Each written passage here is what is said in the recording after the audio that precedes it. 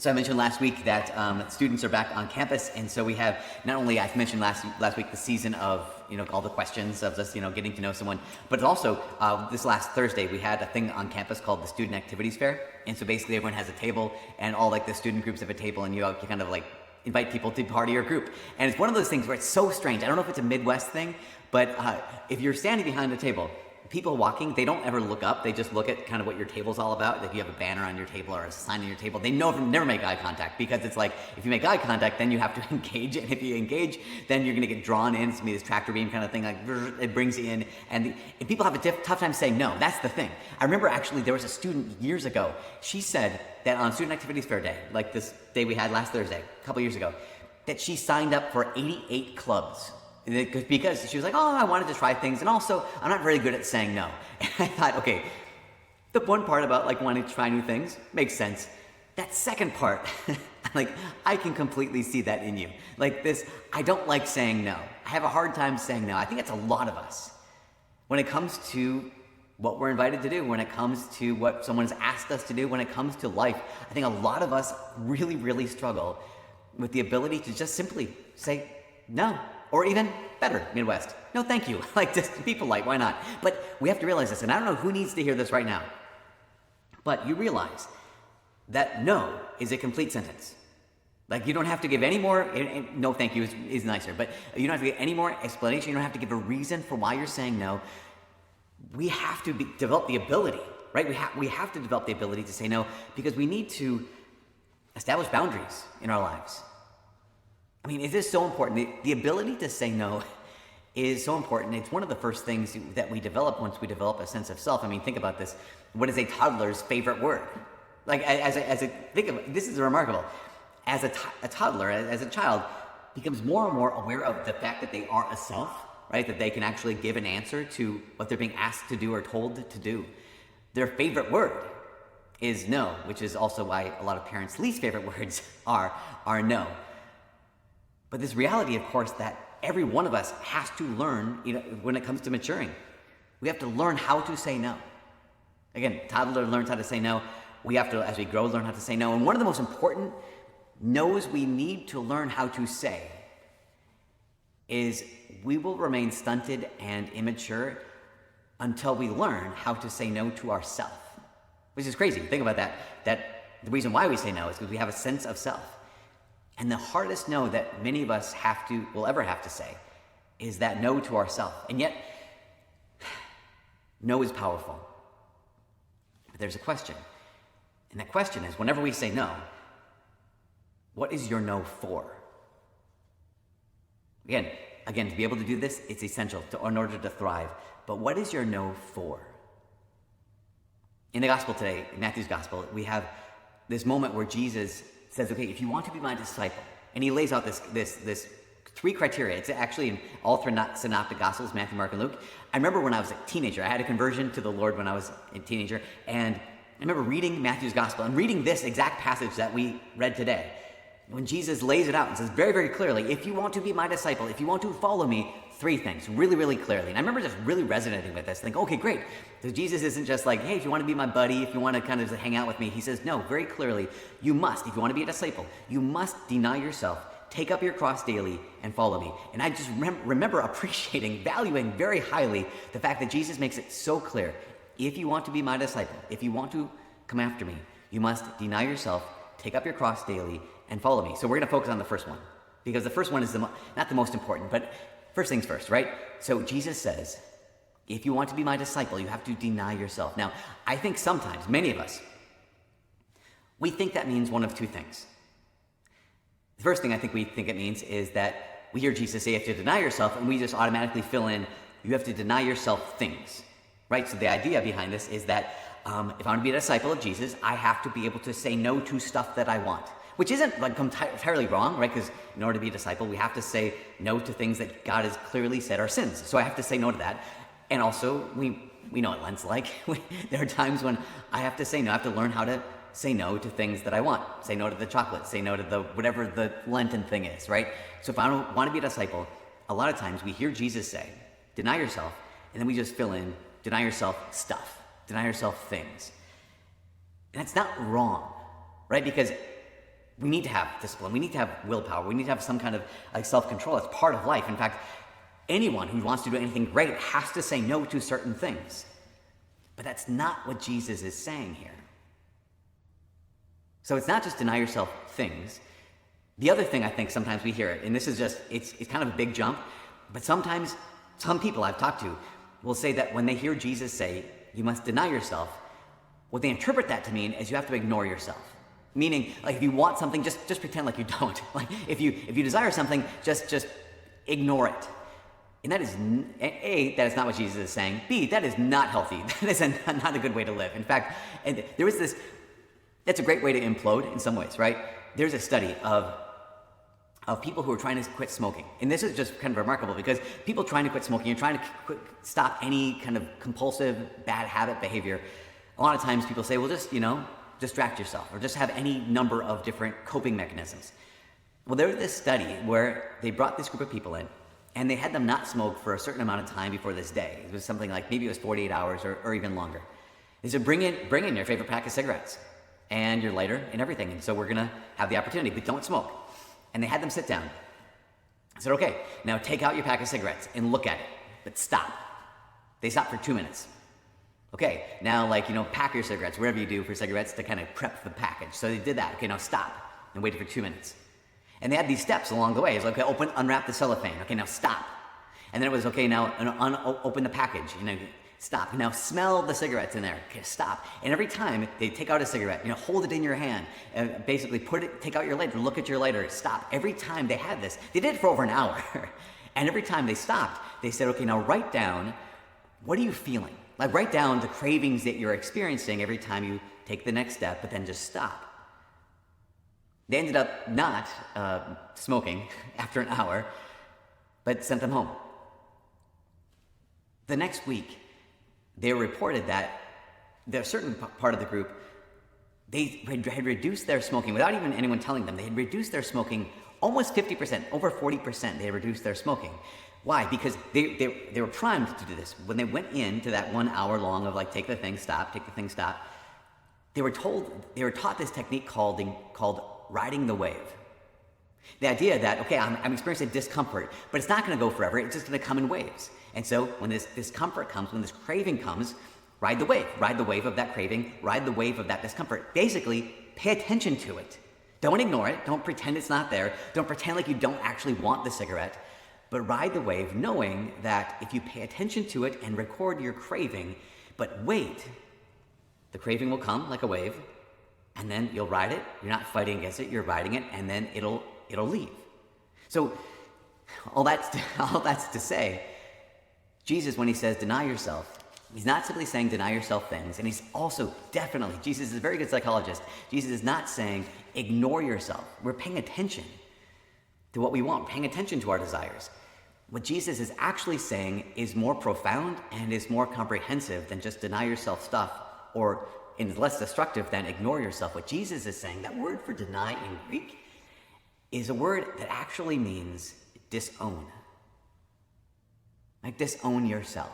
Another way to say it is, the translation is renounce any claim you have on yourself. When Jesus is saying, if you want to be my disciple, the first step, you have to renounce any claim that you have on yourself, any part of your life that you think is yours.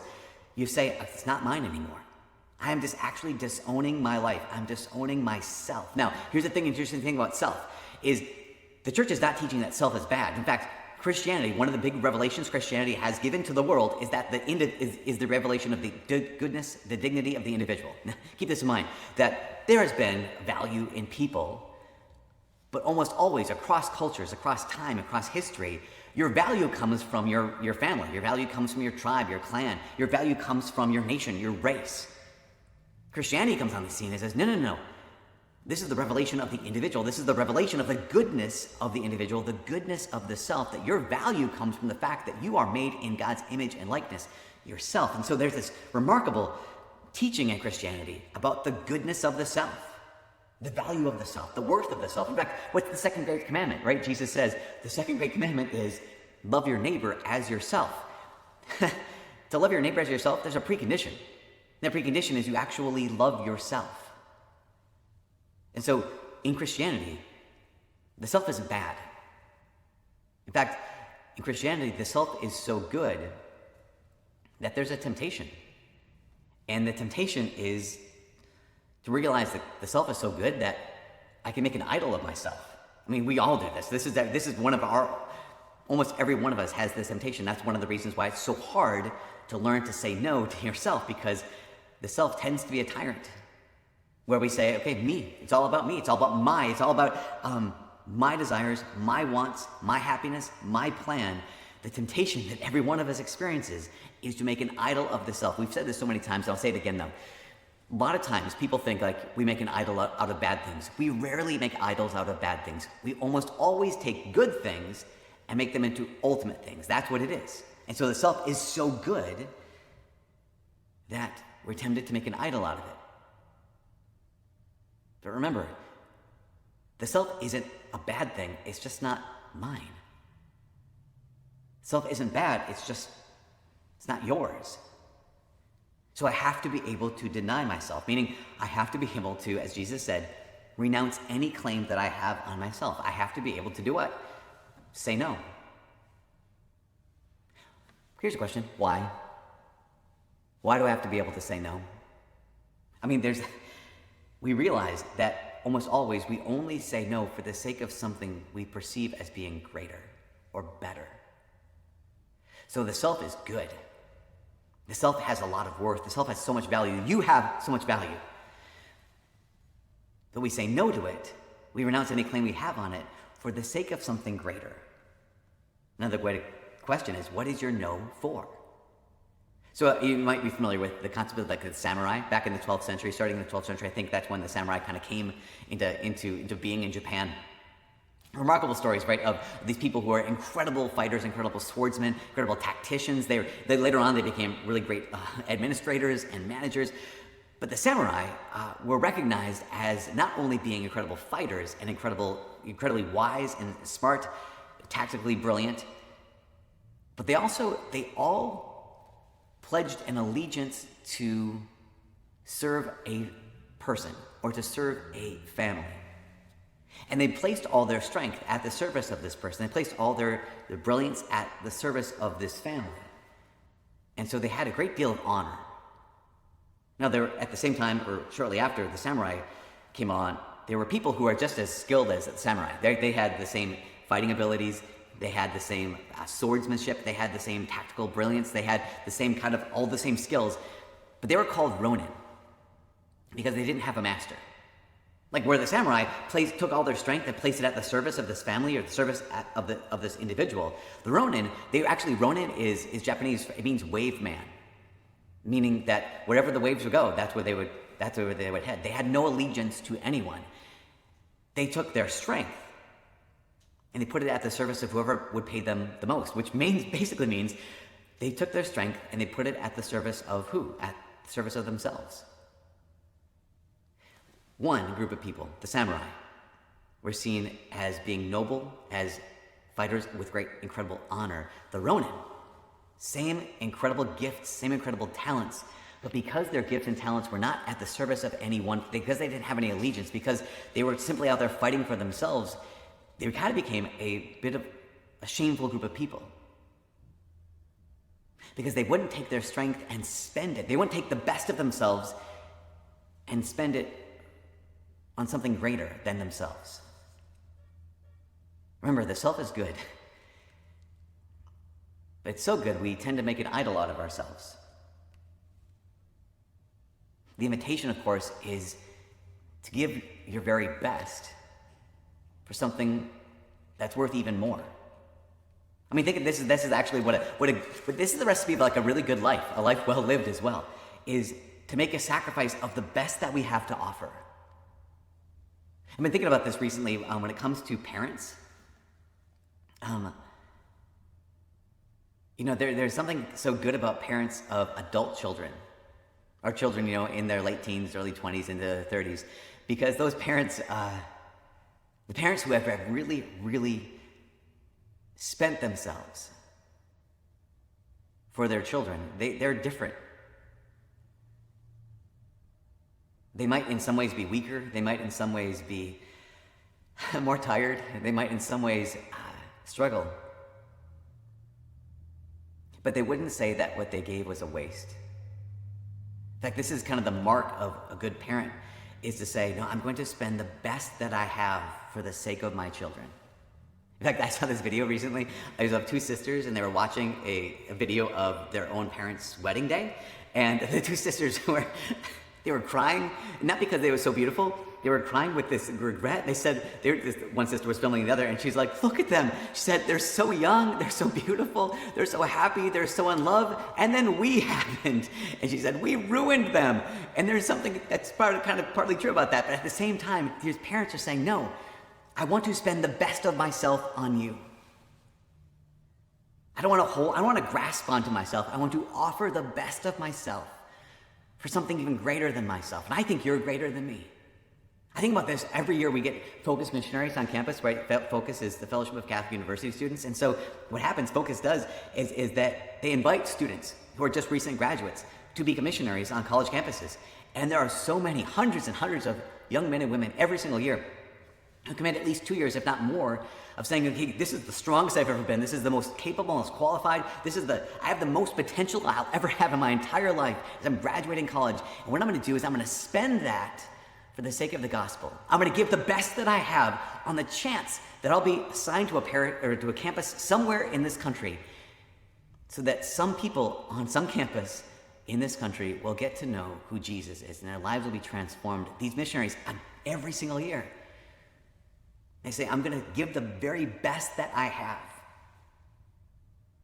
so others can have life, right? I'm going to say no to this good thing myself. I'm going to spend it on something greater. Because of the thing, they're saying no because there's a greater yes. They're willing to renounce any claim they have on their lives. The question is, what is that no for? Well, it's because that no paves the way for their yes. That no is what's necessary, is what makes the yes possible. And that's what we're invited to as well. We're invited to this, but Jesus makes it clear. If you want to come after me, you must deny yourself, right? Renounce any claim you have on your own life. Say no for the sake of something greater so that you can say yes. And so the question is, okay, how do I do that? That's wonderful. I want to be a disciple of Jesus. How? I still have to live. I still have to make decisions. I still have to make choices. I still have to go forward because life doesn't stop when I say no. How do I say no in such a way? How do I renounce my claim on my own life and live for Jesus? I think, I was struggling with this. I'm like, I don't know. I mean, for a long time, I was thinking like, what does it actually look like? And you might be thinking right now, okay, I'm going to deny myself. I'm going to renounce any claim I have in my life so I can say yes to Jesus. What does that yes look like? Well, I'm so grateful. St. Paul in the second reading today. It's Romans chapter 12, verses 1 and 2. We could go so deeply into Romans chapter 12, verses 1 and 2, but I just want to highlight one thing. Paul sums up exactly how we deny ourselves, how we say that no, so that we can say yes to something greater. When he says it so clearly, he says it right away. He says, beloved. He actually says, holy ones. He says, holy ones, those of you who are already set apart, those of you who are already consecrated, those of you who already belong to Jesus, here's what your next step is. Offer your bodies, or offer yourselves as a living sacrifice, holy and acceptable to God, your spiritual worship. Think about this. He says, offer yourselves. Remember, yourself is good. That's what we offer. I mean, go back to the Old Testament. What would you offer to God in worship? You wouldn't offer something subpar. You wouldn't offer something bad. You'd offer the very best that you had. And here St. Paul is saying, yes, exactly. The best you have to give is yourself. So give the very best you have to offer. I've already renounced any claim I have on myself, so no, that's what you need to offer. But he goes on to say, he says, offer yourselves, offer your bodies as a living sacrifice. And this is fascinating because in the Old Testament, there's no such thing as a living sacrifice. There is no such thing as a living sacrifice in the Old Testament. Basically, everything that's offered is killed. Everything that's offered is dead. But St. Paul says, but you have to go on living. To offer yourself as a living sacrifice means that each and every part of your life, because you're going on living, each and every part of your life can become a living sacrifice. Each and every part of your life can become an act of worship, where I said no to the claim I have of myself. And the yes is that every moment is now offered to God. I'm not grasping onto myself anymore. I'm actually offering myself to God, not because the self is bad, but because the self is not mine. What we basically get to do is we get to approach God and say, God, it's yours. And it's so simple. This is the last thing. It is so simple. How do we offer that? How do we do that? How do we become a living sacrifice, offering to God our entire lives in worship? It just basically is saying, God, I offer this. It's only one word, even say, this. This right here, God. God, I offer this moment. God, I offer you this action. God, I offer you this work. Whatever you're doing right now, God, I offer you this work. If you're resting, God, I offer you this rest. You have a thought, and that thought might be a struggle thought. That thought might be a challenging thought. That might be a great thought. God, I offer you this thought. Maybe there is a challenge. Maybe there's a struggle. Okay, God, I'm in the midst of this battle. I offer you this battle. I offer you this struggle. Maybe you find yourself in a place where you can't get past self-accusation. Okay, God, I offer you this self-accusation that's coming against me. Maybe you have a memory that keeps popping back up, and maybe it's a great memory. God, I offer you that memory. Maybe it's a horrible memory. You just like have this regret. God, I offer you this memory. I offer you this regret. I'm giving it to you. Maybe it's a joy. God, I offer you this joy. Maybe in this moment your heart is broken. God, I offer you this grief. The thing is, no matter where we're at in life, if you're alive, your life can be offered. No matter where you are in life, if you are alive, you can be a living sacrifice. That's one of the reasons why Archbishop Fulton Sheen, he once said, whenever he drives by hospitals, he realizes that hospitals are one of the places where there's the greatest waste. The greatest waste happens in hospitals because there is so much suffering that goes unused. Where people can be in a hospital and they can say, God, use this. God, I offer this for you. And that simply saying, God, I offer you this. That's an act of spiritual worship. That's being a living sacrifice, not dead and done, but alive and ongoing. And it starts with no.